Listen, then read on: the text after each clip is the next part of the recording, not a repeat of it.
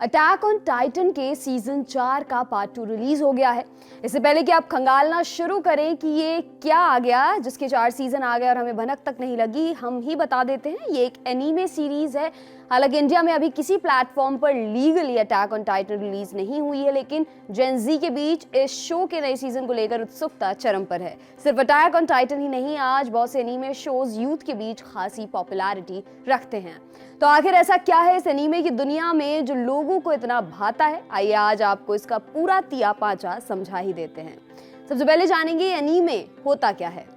Anime एक जापानी term है जिसकी कोई बहुत बड़ी डेफिनेशन नहीं है। एनिमेशन को ही जापानी में एनीमे बोलते हैं, लेकिन मॉडर्न कल्चर में जापानी एनिमेटेड शोज और फिल्मों की पॉपुलैरिटी के बाद दुनिया में स्पेसिफिकली जापानी एनिमेटेड शोज और फिल्मों को एनीमे की कैटेगरी में डाला जाता है। कई लोग एनीमे में सभी जापानी एनिमेटेड शोज को भी नहीं रखते, वे semi realistic, complex nature, action, dark, thrilling shows को ही एनीमे मानते हैं। बाकी लॉजिकली और एनीमे की असल डेफिनेशन के अनुसार बच्चों के बीच पॉपुलर निंजा हथौड़ी, शिनचैन और पोकेमॉन जैसे शोज भी एनीमे ही कहलाएंगे।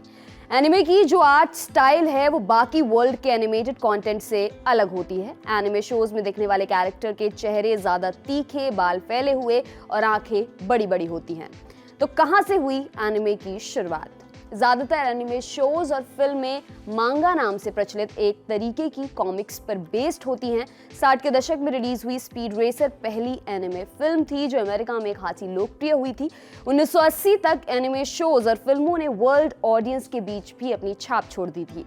2001 में स्पिरिटेड अवे नाम की एनीमे फिल्म ने ऑस्कर भी जीता था। अब आपको बताते हैं कि ये एनीमे और कार्टून में फर्क क्या होता है। कौन कौन से कार्टून देखते हो? स्कूल टाइम में कई दोस्तियों की शुरुआत इस एक सिंपल से सवाल से हो जाती थी। इसी सवाल के जवाब में मालूम पड़ता था कि कौन लाइक माइंडेड है और कौन एकदम ऑपोजिट खोपड़ी। खैर, ज्यादातर लोग कार्टून, एनीमे और एनिमेशन को लेकर कंफ्यूज रहते हैं कि क्या अंतर है।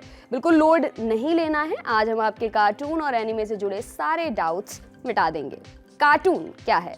कार्टून टर्म ज्यादातर comical, non realistic, light hearted, छोटे बच्चों को टारगेट कर रहे एनिमेटेड शोज और फिल्मों के लिए इस्तेमाल किया जाता है। उदाहरण के तौर पर Scooby Doo, Tom and Jerry, छोटा भीम। इस आर्ट फॉर्म की शुरुआत अमेरिका में हुई थी। आज दुनिया का लगभग हर देश कार्टून शोज और फिल्में बनाता है।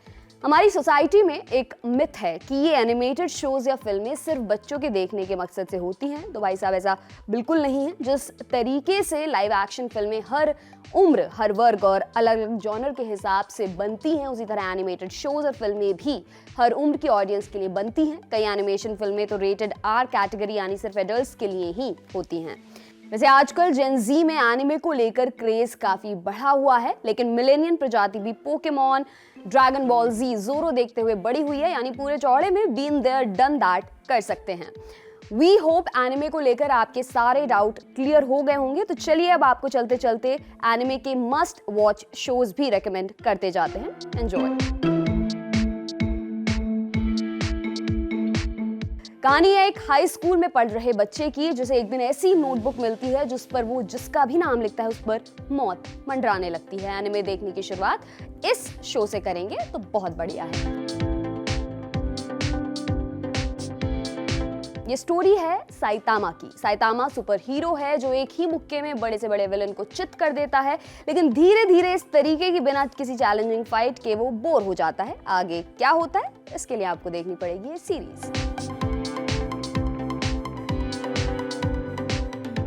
इंसानों को चबा जाने वाले टाइटन से बचने के लिए इंसानों ने मिलकर एक दीवार खड़ी की थी, लेकिन सालों बाद टाइटन वो दीवार तोड़ देते हैं। इंसानों की बस्ती में भारी संख्या में घुसकर इंसानों को खाने लगते हैं। एक टाइटन एरन जागर नाम के सिपाही के सामने उसकी मां को खा जाता है। उस दिन एरन प्रण लेता है टाइटन्स का नामो निशान मिटा देने का। वो एक टीम तैयार कर टाइटन से लोहा लेने निकल पड़ता है।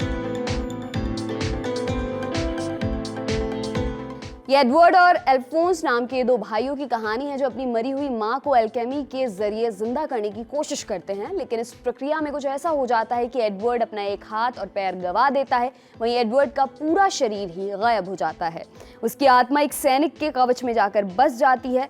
इन दो भाइयों की अपने शरीर को वापस पाने की मशक्कत आप शो में देखते हो।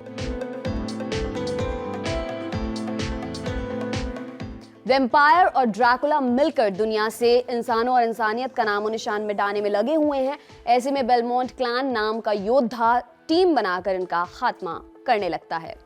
आपके लिए तमाम जानकारी लाए हैं हमारे साथी शुभम। मेरा नाम है दिव्यांशी। देखते रहिए दी लल्लन टॉप। शुक्रिया।